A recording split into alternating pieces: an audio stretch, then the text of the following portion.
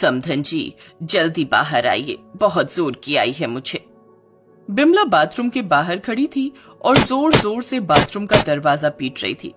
समधन जी, अरे ओ शीतल की माँ बाहर आइए ना। अंदर से शीतल की माँ मंजू ने कहा, अरे रुक जाइए जरा, 2 घंटे बाद मौका मिला है मुझे अंदर आने का, मन भरकर पेट साफ तो कर लूं। तभी बाथरूम के बाहर बिमला का पति रमाकांत आकर खड़ा हो गया। अरे कौन है अंदर, मुझे जाना है अभी।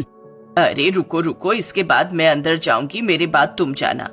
ये कैसा जुल्म है, मुझे तो इसके बाद ही जाना है। अरे हलवा है क्या, मैं जाऊंगी इसके बाद, मैं कब से खड़ी हूँ यहाँ। दोनों में लड़ाई शुरू हो गई। अंदर मंजू मन ही मन हंसने लगी। तुम दोनों लड़ते रहो, मैं आराम से काम निपटा लेती हूँ। ये तो इन लोगों का रोज का था, क्योंकि शीतल के मायके वाले और ससुराल वाले एक ही घर में रहते थे और उस घर में एक ही बाथरूम था। लेकिन ये नौबत कैसे आई, ऐसा लड़ाई झगड़ा और कब तक चलेगा, ये जानने के लिए हमें इस कहानी को शुरू से शुरू करना होगा। शीतल जब कॉलेज में पढ़ती थी तभी उसकी मुलाकात रोहन से हुई थी। रोहन अपने माता पिता और बहन के साथ रहता था और शीतल अपने माता पिता की इकलौती बेटी थी।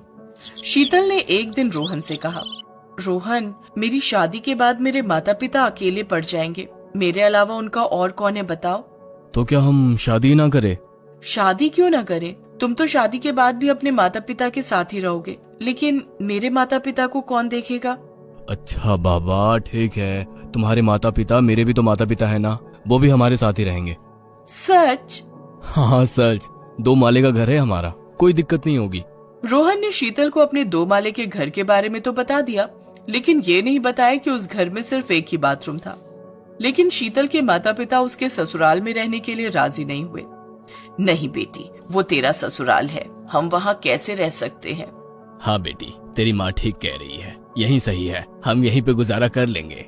लेकिन कब तक, ये घर ऐसे ही टूटा फूटा है, कुछ दिनों बाद ये आपके सर पर गिरेगा, तब क्या करोगे आप। अरे वो तब का तब देखा जाएगा, पहले तेरी शादी तो हो जाए।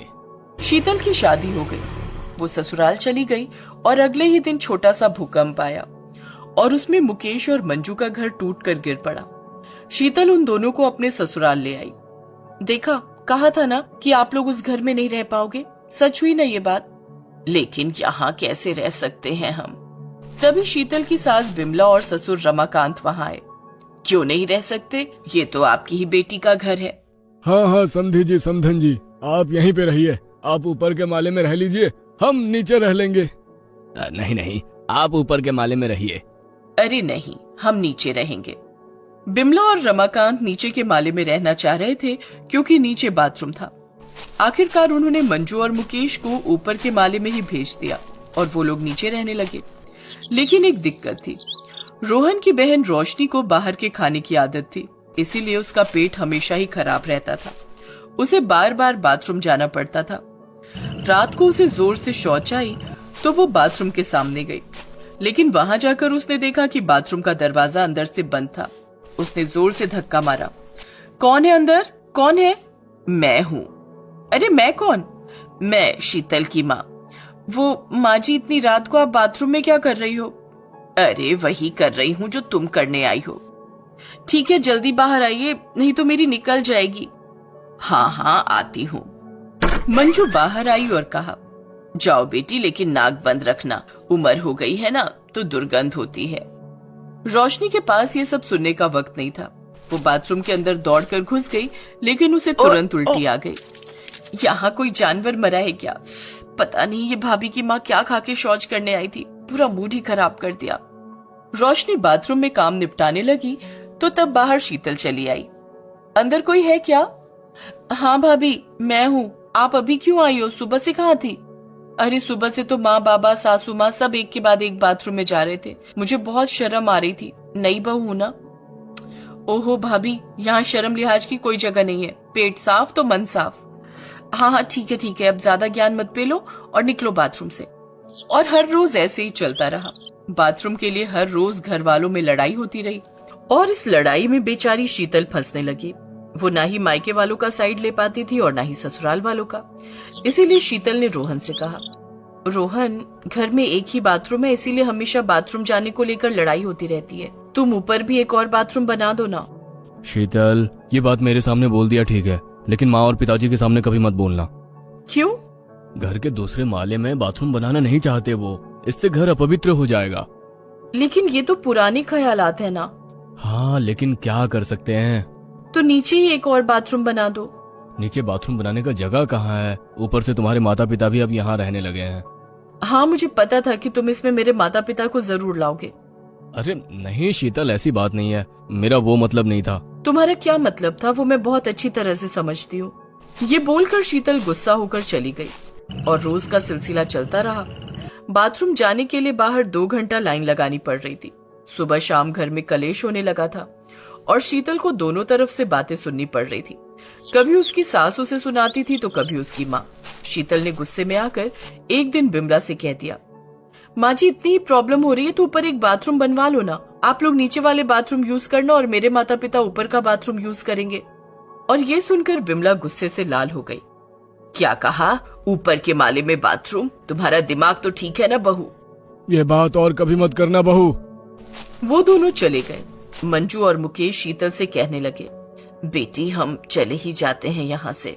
हाँ बेटी, फालतू में हमारी वजह से सबको दिक्कत हो रही है।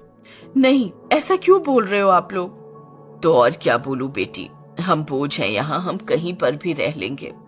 नहीं माँ, आप लोग बोझ नहीं हो, सिर्फ एक बाथरूम का ही तो सवाल है ना, मैं कुछ करती हूँ। शीतल सोचने लगी, लेकिन उसे कोई तरकीब नहीं सूझी। तभी उसकी ननद रोशनी आई। भाभी इतना मत सोचो, मेरे पास एक तरकीब है। मैं भी चाहती हूँ कि ऊपर के माले में एक बाथरूम हो। अच्छा, क्या तरकीब है बताओ? देखो भाभी, मेरा पेट हमेशा ही खराब रहता है, इसीलिए मुझे पता है कि पेट खराब के वक्त बाथरूम के बाहर लाइन लगाने से कैसा लगता है। सुनो भाभी। रोशनी ने शीतल से कुछ कहा। शीतल हंस पड़ी। अगले दिन शीतल ने खाने में जुलाब मिला दिया और अपने सास ससुर और अपने माता पिता को भी खिला दिया। खाना खाते ही उनके पेट में गुड़गुड़ होने लगी और तभी रोशनी बाथरूम में घुस गई। चारों बाहर बाथरूम का दरवाजा पीटने लगे। अरे दरवाजा खोल बेटी, बाहर आ। बाहर आ बेटी, नहीं तो यहीं पे हो जाएगा।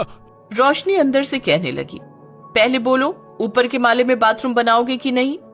बिमला रमाकांत ने पहले तो इस बात से इनकार कर दिया, लेकिन कुछ देर बाद वहीं पर चारों ने बदबू फैला दी और इसके बाद रमाकांत ने कहा, अरे इस तरह घर के अंदर शौच करने से तो घर ऐसे ही गंदा होगा, इससे अच्छा ऊपर के माले में एक बाथरूम बनवा लेते हैं। और तब बिमला को भी समझ में आया कि घर में एक और बाथरूम की आवश्यकता है। 2 दिन में ऊपर के माले पर बाथरूम बन गया और उसके बाद शीतल मायका और ससुराल लेकर एक ही घर में खुशी खुशी रहने लगी।